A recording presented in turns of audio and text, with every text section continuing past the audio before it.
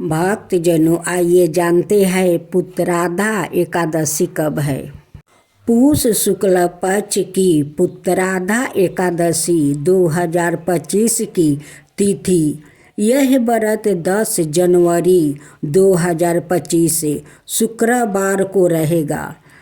पूष मास के शुक्ल पक्ष की एकादशी तिथि 9 जनवरी को दोपहर 12:22 से शुरू होकर 10 जनवरी की सुबह 10:19 तक रहती है। इसलिए उदय तिथि के अनुसार 10 जनवरी 2025 को ही पुत्राधा एकादशी व्रत रखा जाता है। पारण व्रत तोड़ने का शुभ समय 11 जनवरी 2025 की सुबह 7:15 से 8 से 21 तक रहेगी। फिर भी ध्यान दे, कुछ पंचांगों को खबरों में 30 से 31 दिसंबर 2025 को भी पूष शुक्ल पक्ष की एकादशी बताया गया है, परंतु ज्योतिषीय तिथि गणना के अनुसार वर्ष 2025 में पूष शुक्ल पुत्राधा एकादशी 10 जनवरी को ही श्रद्धा से मनाई जाएगी। 6:45 से 10 बजे तक इस समय भगवान विष्णु की पूजा, व्रत, संकल्प, कथा पाठ अत्यंत शुभ माना जाता है। अभिजीत मुहूर्त दोपहर 12 बजे से 50 तक। यदि सुबह पूजा ना हो पाए तो इस समय भी पूजा कर सकते हैं। रात्रि भजन कीर्तन और जागरण, संध्या आरती के बाद रात्रि में हरि नाम स्मरण और कथा श्रवण विशेष फलदायी होती है। पारण व्रत खोलने का शुभ समय 11 जनवरी 2025 शनिवार को है। अब पुत्राधा एकादशी की कथा। एक बार की बात है, श्री युधिष्ठिर कहने लगे कि हे भगवान, श्रवण शुक्ल एकादशी का क्या नाम है? व्रत करने की विधि और इसका महात्म्य कृपया करके कहिए। मधुसूदन कहने लगे कि इस एकादशी का नाम पुत्राधा है। अब आप शांतिपूर्वक इसकी कथा सुनिए। इनके सुनने मात्र से ही व्यापी जग का फल मिलता है। द्वापर युग में आरंभ में महिषमती नाम की एक नगरी थी, जिसमें महिजीत नाम का राजा राज करता था। लेकिन पुत्रहीन होने के कारण राजा को राज्य सुखदायक नहीं लगता था। उसका मानना था कि जिसका संतान ना हो उसके लिए यह लोक और परलोक दोनों ही दुखदायक होता है। पुत्र सुख की प्राप्ति के लिए राजा ने अनेक उपाय किया, परंतु राजा को पुत्र की प्राप्ति नहीं हुआ। वृद्धावस्था आती देख कर राजा ने प्रजा के प्रतिनिधियों को बुलाया और कहा, हे प्रजाजनों, मेरे खजाने में अन्याय से उपजन किया हुआ धन नहीं है।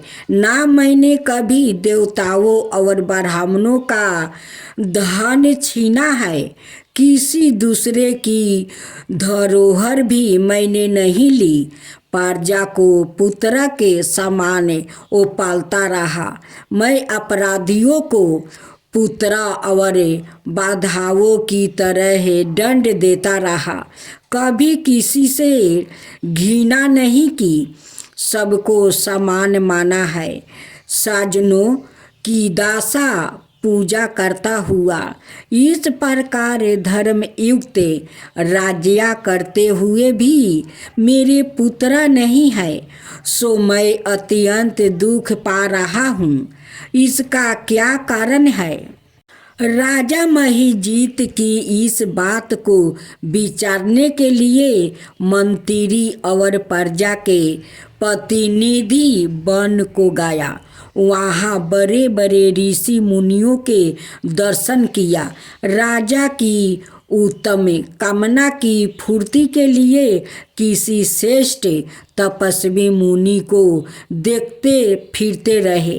एक आश्रम में उन्होंने एक अत्यंत वयोवृद्धा धर्म के गाता बड़े तपस्वी परमात्मा में मन लगाए हुए निराहारे जितेंद्रिया जीते आत्मा जीते क्रोधे संतान धर्म के गिरिधे तत्व को जानने वाले समस्त शास्त्रों के गाता महात्मा लोमस मुनि को देखा, जिनका कल्प के व्यतीत होने पर एक रो में गिरता था। सबने जाकर ऋषि को प्रणाम किया।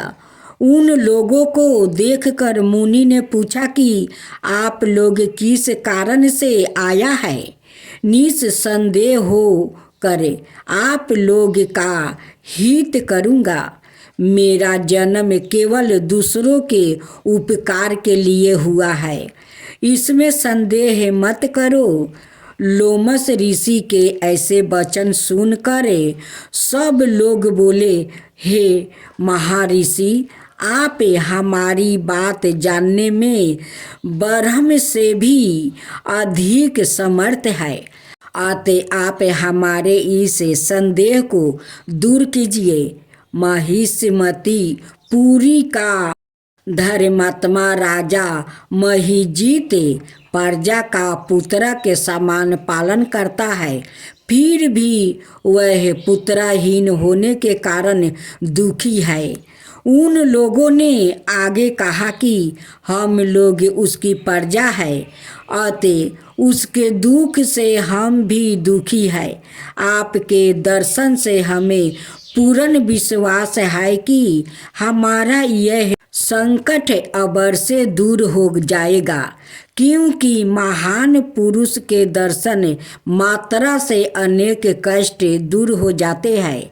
अब आप कृपा करके राजा का पुत्र होने का उपाय बतलाइए। यह बर्ताव सुनकर ऋषि ने थोड़ी देर के लिए नेत्र बंद किया और राजा के पूर्व जन्म का वृत्तांत जानकर कहने लगे कि यह राजा पूर्व जन्म में एक निर्धन वेश्या था। निर्धन होने के कारण इसने कई बुरे कर्म किया है। यहाँ एक गांव से दूसरे गांव व्यापार करने जाया करता था। एक समय ज्येष्ठ मास के शुक्ल पक्ष की द्वादशी के दिन मध्याह्न के समय वह जबकि वहाँ 2 दिन से भूखा प्यासा था, एक जलसाये पर जल पीने गए। उसी स्थान पर एक तत्काल की ब्याही हुई प्यासी गौ जल पी रही थी। राजा ने उस प्यासी गाय को जल पीते हुए हटा दिया और सवाए जल पीने लगा। इसलिए राजा को यह दुख सहना पड़ा। एकादशी के दिन भूखा रहने से वह राजा हुआ और प्यासी गौ को जल पीते हुए हटाने के कारण पुत्र वियोग का दुख सहना पड़ रहा है। ऐसा सुनकर सब लोग कहने लगे कि हे ऋषि, शास्त्रों में पापों का प्रायश्चित भी लिखा है और जिस प्रकार राजा का यह पाप नष्ट हो जाए, आप ऐसा उपाय बताइए। लोमस मुनि कहने लगे कि श्रवण शुक्ल पक्ष की एकादशी को, जिसे राधा एकादशी भी कहते हैं, तुम सब लोग व्रत करो और रात्रि को जागरण करो, तो इससे राजा का यह पुण्य जन्म का पाप अवश्य नष्ट हो जाएगा। साथ ही राजा को पुत्र की अवश्य प्राप्ति होगी। लोमस ऋषि के ऐसे वचन सुनकर मंत्रियों सहित सारी प्रजा नगर को वापस लौट आए। और जब श्रवण शुक्ल एकादशी आई तो ऋषि की आज्ञा अनुसार सबने पुत्रादा एकादशी का व्रत और जागरण किया। इसके पश्चात द्वादशी के दिन इसके पुण्य का फल राजा को दिया गया। उस पुण्य के प्रभाव से रानी ने गर्भ धारण किया और प्रस्ताव काल समाप्त होने पर उसके एक बड़ा तेजस्वी पुत्र उत्पन्न हुआ। इसलिए हे राजन, इसे पूष शुक्ल पक्ष एकादशी का नाम पुत्रादा पड़ा और संतान सुख की इच्छा हासिल करने वाले इस व्रत को अवश्य करे। इसके महात्म्य को सुनने से मनुष्य सब पापों से मुक्ति हो जाता है और इस लोक में संतान सुख भोग कर परलोक में स्वर्ग को प्राप्ति होता है।